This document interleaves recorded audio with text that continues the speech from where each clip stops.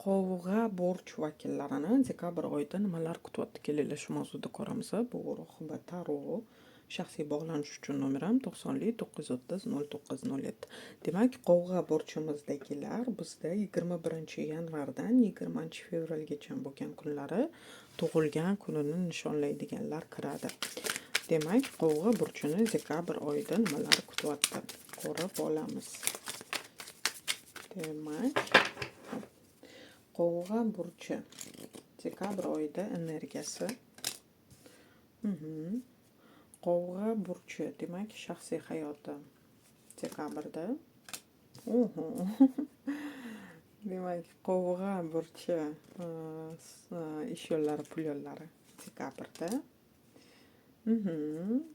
Qovg'a burchi demak sog'lig'i dekabrda. Qovg'a burchi nimadan ehtiyot bo'lish kerak dekabrda? Juda ham zo'r.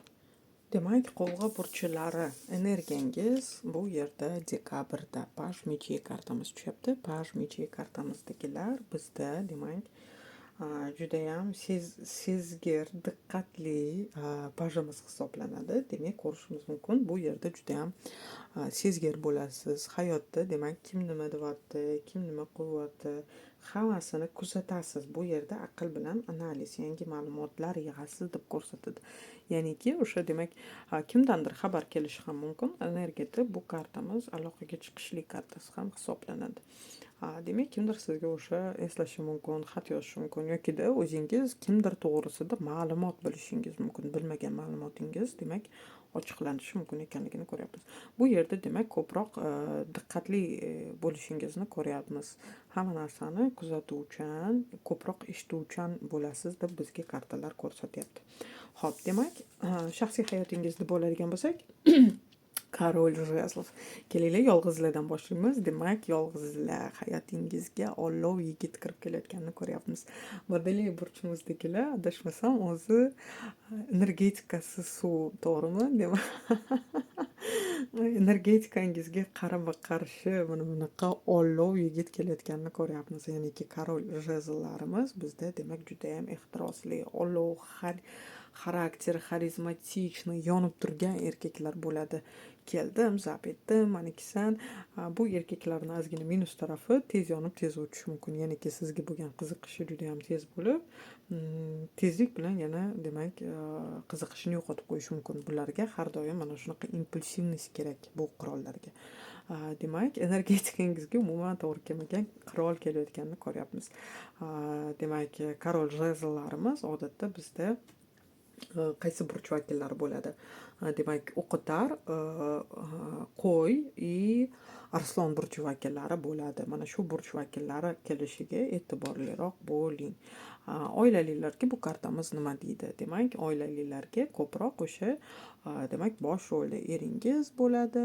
Bu yerda ularni gapi gap, oilada boshlovchi ustun, o'rtangizda demak sal muhabbat uchqunlari so'ngan bo'lsa, bu yerda muhabbat uchqunlari demak oshadi deb ko'rsatadi bizga, ya'niki ehtirosli boshlanadi deb bizga demak kartalar ko'rsatmoqda.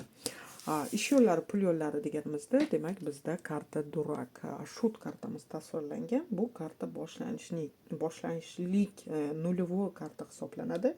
Ko'pchilik demak bu yerda yangi bir nimaga ishga ketishlikni o'ylayaptimi, ishlaydiganlar yangi bir ish joyini qidirishmoqdami, mana shunaqa holatni ko'ryapmiz. Demak, yangi ishga kirmoqchi bo'lsangiz, ishlaydiganlar bu yerda yangi ishga joylashasiz. Nulyovoy karta bizda yangitdan boshlash kartasi. Demak, loyihangiz yoki umuman yo'nalishingiz o'zgarishi mumkin deb bizga ko'rsatadi. Demak, erkinroq holatda bo'lasiz. Ishlayotgan bo'lsangizda, ish joyingizni o'zgartirmasangizda, demak, ishingizda erkin ishlaysiz. Bosimlar, davleniyalar ostida ishlamaysiz. Ishsizlar uchun nima deydi bu karta? Tasodifiy yoki kutilmagan joydan ish chiqadi deb ko'rsatadi.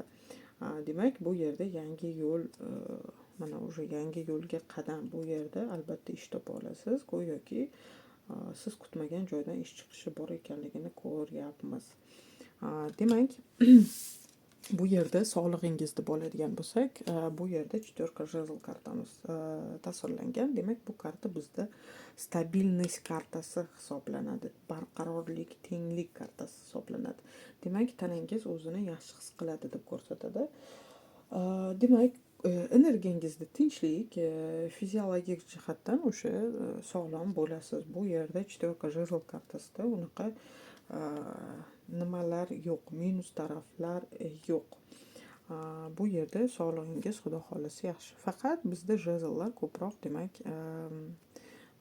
qon davleniya mana shunaqa narsalarga tushadi. Qon davleniyaga e'tiborliroq bo'lsangiz bo'ldi.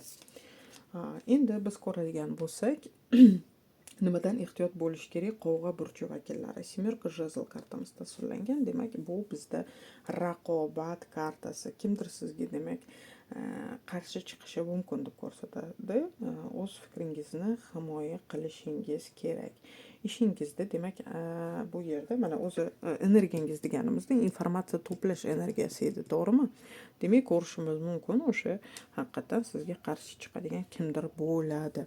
Shu sababli ham bu kartamiz bizga nimadan ehtiyot bo'lishingiz kerak deganda mana shu sizga qarshi yo'naltirilgan demak o'qlardan deymizmi, shu narsadan ehtiyot bo'lishingiz kerak. Lekin mana ko'rayotgan bo'lsangiz, yigitimiz ham anoyi yigit emas. Bu yerda o'zini himoya qila oladigan yigit tasvirlangan.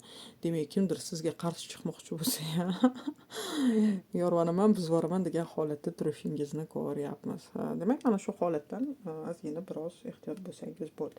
Demak, bu qovg'a burchi vakillari uchun ochilgan rasklad edi. Yana qaysi mavzuni ko'rishni xohlaysizlar?